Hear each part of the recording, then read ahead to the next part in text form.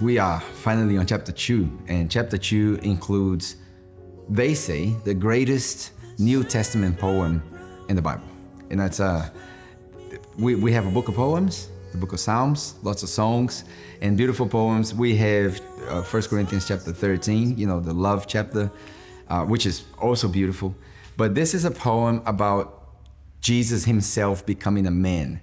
There's a theological term, we call it Kenosis, which means to empty yourself without giving away your essence, which is too complex to our minds. And I'm not going to go that deep, but that's from verse 5 to verse 11. This is the beautiful poem. We're going to cover that on the latter part of this video specifically. But just as an overall for chapter 2, Paul is advocating for unity. And I think I said it before, the goal of churches is not to be unanimous, it's to be united. We be united, and we should have one thing that unites us, Jesus Christ. Everything else is details, and churches are getting too specific about details. We get too bogged down about details, and we don't focus about the most important thing. Don't focus on the most important thing. But, Paul is saying in the beginning, have one mind, one love, one spirit, which is driving the same point. And I remember recently I've been using too many Bob Marley songs as examples. I've preached a message recently on the Sermon on the Mountain. I used Bob Marley. And then it just came to my mind as we were recording this. There's a song by Bob Marley called One Love. And it says, one love, one heart, let's be together, and then it will be all right. It's exactly what Paul is saying. If you unite and forget the details and have one mind, one spirit, one love, everything else will be all right. So that's a beautiful inspiration for our days. And then he moves on saying, don't do anything out of selfish ambition or empty conceit, which means it's literally empty glory. Now, picture this, what Paul is trying to say. Don't do anything out of selfish ambition. That's obvious, like looking for your own interests. And Paul is going to do that in the letter to the Philippians. Look to the interests of others first, which is something he learned from Jesus. You will do to others as you want it done to you. Paul had a vision, and he describes that vision in 2 Corinthians chapter 10, I believe. And he says, look, I went to heaven and I saw things that I can't describe. I believe it's the same thing that happens to him in the book of Acts, chapter 10, I believe, when he has that vision and he gets blind for a little bit. So anyway, wherever that vision comes from, he learns a lot of stuff from Jesus. When he talks about communion, he says, look, I learned from our Lord Jesus Christ. As in the night that he was celebrating the Passover, he did this. So he learned a lot of things about Jesus from Jesus himself. This is one of them, humility. So he says, don't do anything out of selfish ambition. Nothing. Like that selfish ambition is not a good thing. Ambition is actually not a good thing for ministry. Like you don't want to earn things, because Paul's going to say, anything that I have earned, I consider it a loss. So that's one.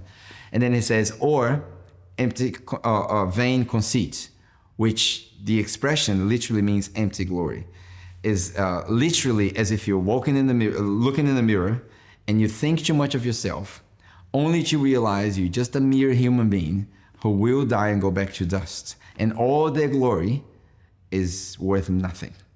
So that's an empty glory. When you get titles, when you get accolades, when in our culture, if I can insert that into the text, we got Oscars, Grammys, all of those things, gold medals, all of those things are empty glory, just empty glory. Don't do anything like that. And for them, the Romans, all of the philosophers from pre-Christ to post-Christ, it's about 500 years of history, all the way from Aristotle and even after Jesus, they had these sayings, these writings, these teachings about humility, that humility was dangerous. You don't want to be too humble. You need to own your things. And what they learned, especially being a Roman colony, is that humility was a weakness. But Jesus says, learn from me, I am meek. The meaning of the word meek is, I have the power to destroy you, but I will graciously refrain from it because I love you. That's meekness. People think that that's weakness. That's not weakness. And Jesus says, I'm humble and meek. So you want to learn from Jesus. And Paul learns from Jesus, and he emphasizes humility. And he says, just be humble. Everything you do, do it out of humility. Consider others greater than you. Never consider yourself greater than other people. And then he goes on to the poem where he says, why am I telling you this? Because I have the greatest example. Jesus Christ himself didn't consider being equal to God something to be grasped, something to boast about, something to glorify on. Look, this is crazy. He was God, he is God, and that is the highest thing that anyone can achieve to accomplish, or can aspire to accomplish. And he says, Jesus didn't consider that something to boast about, something to glorify about, but he did the opposite. He actually undressed himself of their glory, became a man in the form of a servant, died a death on the cross, which again, the Romans didn't invent crucifixion, but they perfected it, if there is a way to perfect torture. But the Assyrians invented it like 700 years before Jesus, but it wasn't very popular. It became popular as an attraction to crucify criminals, to make an example out of them. And they perfected it to the point that people would be for days on the cross, and they would start to rot before they actually die, the way they crucified people. And Paul says he died even a death on the cross because he was obedient. He humbled himself. That's the greatest example. Now here's the consequence. You remember, God resists the proud, but gives grace to the humble. What is the grace that was given to Jesus, the man? The grace to the humble. He gave him a name that is above every name. You see the subtlety on this thing. What is a name above every name? What is the highest name in our culture? Philippians? Caesar. So God gave Jesus a name that goes above Caesar. You remember at the cross, it says King of the Jews. Remember that? Jesus Christ.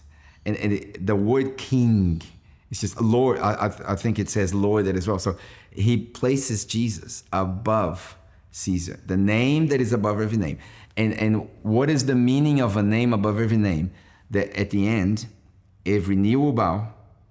And here's the deal. Every knee will bow means surrendering, submission, right? That's a language to the Roman Empire.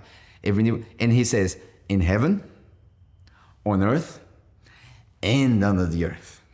Which Paul is trying to say, in every realm, everyone will bow to Jesus. Now, that's not an option. That's not an option. Everyone will bow to Jesus. Whether you're on his good side or his bad side, that's up to you. But everyone will bow. Angels and demons. Powerful people and simple people. Governors and servants. That's why Paul can say, now there is no Jew, no Gentile, no rich or poor, no man or woman.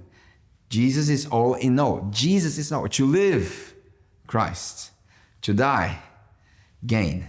You can't threaten a man who's already dead.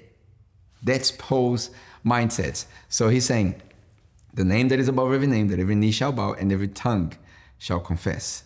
A verbal confession of lordship of Jesus Christ. Every tongue shall confess that he is Lord over all. So that's the beautiful poem. And then he finishes saying, look, because of that, I want you to work out your salvation, work out the fact that you've been saved, work out that you are privileged to suffer with fear and trembling. Now, the fear and trembling is more an expression of respect for their gift. So because you've been gifted, have you ever been in a situation, and this is probably the worst example I can give, but someone gives you a gift and then you just put the gift away. You never open it. It comes wrapped up in a beautiful wrapping, and then you just go, oh, cool, thanks, and throw it away. That is disrespectful. Paul is saying you have a gift. You're suffering because God looked on you graciously. Live that and honor that with fear and trembling. That's Paul's order. And then towards the end of chapter 2, from verse 19 to verse 30, just skimming over, he's talking about Timothy and Epaphroditus. So he's saying, look, I wanted to send you Timothy. He's writing the letter with me, but I'm going to keep him here for a little bit longer. I'm working on some stuff, but I'll send you Epaphroditus. You were worried about Epaphroditus. He comes from you. He was sick. Indeed, he was sick. But he got better. I got better. everything's better, and you will rejoice in seeing him. So make sure he's well treated and look after him until I come and see you. So that's the end of chapter 2. The focus of chapter 2 is the core focus of the whole letter of the Philippians. Humility and unity. That's it. That is the core of the letter to the Philippians. Humility and unity. If we can be united, and the way we unite is we think of others before ourselves, we'll be all right. One love, one heart, let's stay together and be all right. That's it. Let's go chapter 3.